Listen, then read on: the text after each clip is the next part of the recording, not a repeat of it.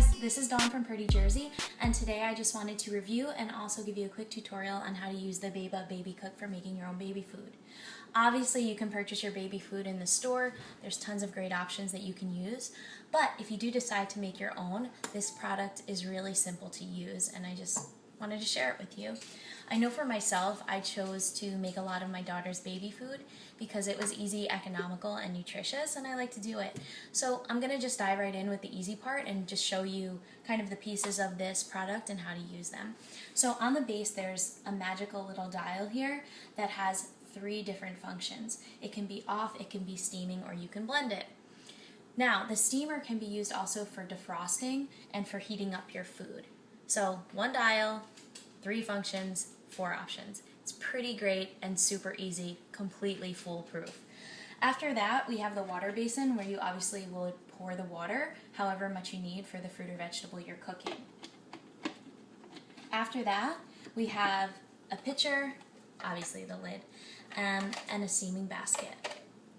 It comes with a spatula, which is perfect for getting every last morsel of food out of this pitcher, a strainer, and a really useful recipe book that gives you ideas on what you could cook from babies from 4 months to 36 months. So it's nice to have this because otherwise I would probably make carrots every single day. Okay, so actually, speaking of carrots, today I wanted to show you how to make some carrots. So I'm going to show you how to do this in about 6 easy steps. So step 1 is to prepare your food. I've done this ahead of time to save us some time. So I peeled, cut, and placed our carrots in this bowl. I cut them into kind of small pieces just to make it easier to blend. So my food is all ready. The next thing you need to do is figure out how much water you need for the fruit or vegetable you're cooking. Now the great thing is the manufacturer basically listed out every fruit and vegetable you can think of, and they tell you the amount of water you need for that fruit or vegetable. They talk about water in levels 1, 2, or 3.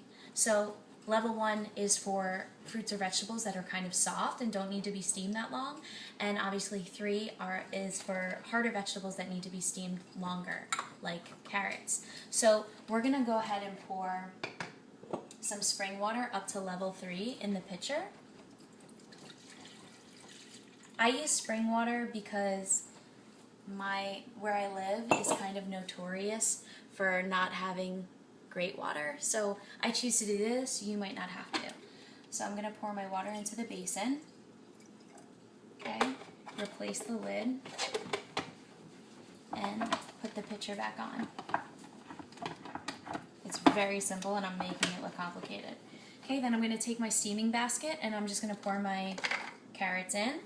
I'm going to place the steaming basket into the pitcher, and then I'm going to put my lid on, and you want to make sure you put the lid on properly. Again, this is pretty foolproof as well.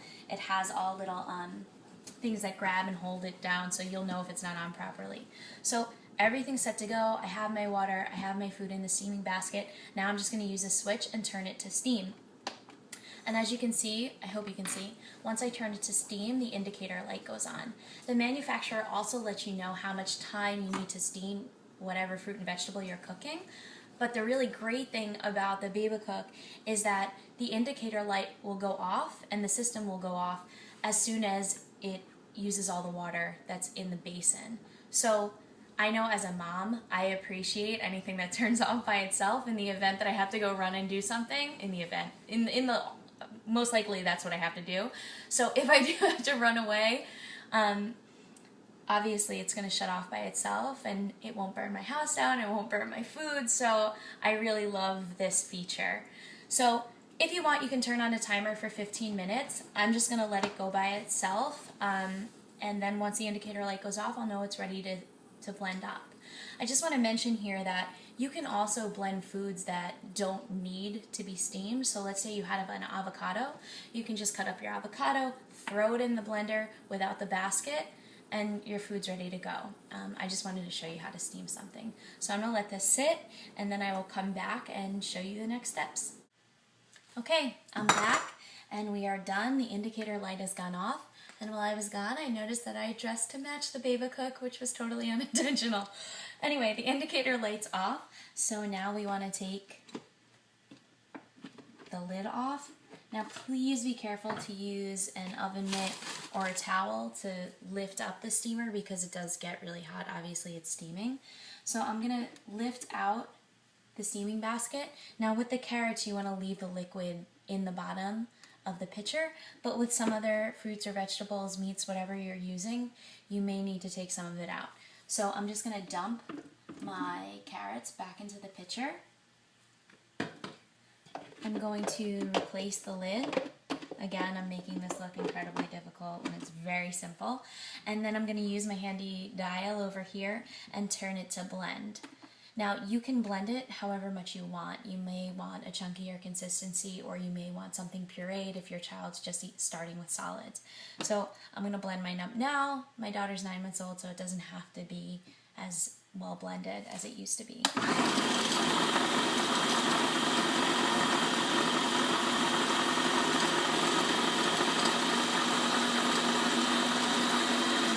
So you do have to hold the dial over to the right for however long you want to blend it. Now I'm just going to take it off and show you guys. Again, it's still really hot. I'm going to get my little spatula here and show you how it's blended. Now this is a bit chunky. It will puree it even better to a very fine consistency. I'm just not going to take the time and do that now. And it's too hot to like do a taste test, but I've had this before and it's delicious. Everything I make in here I really love, and I wind up probably eating some of it, and I really shouldn't. Okay, finally we need to talk about storage, and there's a lot of ways you can store your baby food. Some people choose to use ice cube trays, and that way they can pop them out and just defrost them either in here or in a pot. You can use old baby food jars, the glass ones if you like. You can use pouches. You can use tons of things to store your baby food. This is going to sound ridiculous, but I have a surplus of old breast milk containers from Advent, so I've been using those. Don't judge me, I know that might sound weird, but I have a ton of them. They hold 4 ounces of food, well more than that, but I put about 4 ounces in. So I've been kind of doling it into each of my breast milk containers and saving it, and that's how I do it. But there are a lot more posh ways to do it, and you can buy a ton of different products for it. I'm just frugal and decided, hey, I'm not using all of these, so I might as well use them for baby food.